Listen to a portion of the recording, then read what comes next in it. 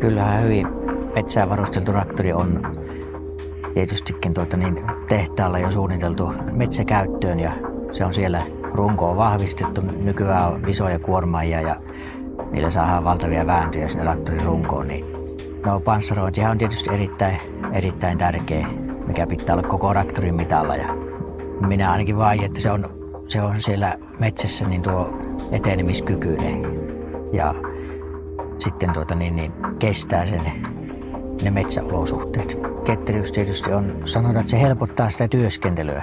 Pystytään jyrkissäkin paikoissa menemään niin ja se pysäyttää se traktori juuri siihen, mihin halutaan. Ja ohjaamoltahan vaadin tietysti tilaa, eli siellä mahtuu penkki hyvin pyörähtämään ja hiljaisuutta. Ilmastointi tietysti on hyvä kesähelteillä, niin siellä viihtyy.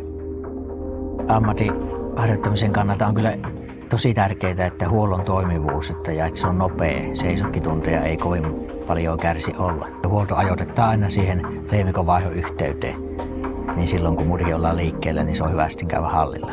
Silloin siltä huoltomieheltä vaaditaan joustavuutta ja se kannattavuus on kyllä niin ihan verrattavissa tehokkaisiin hakkuukoneisiin. Että sitä kautta se tulee se luottamus siihen sitten valtraan ja minkä takia sitä pidetään. Kyllä se ei sitä konettahan ei pysty pitämään, jos ei sitten se tuota niin paljon. Että.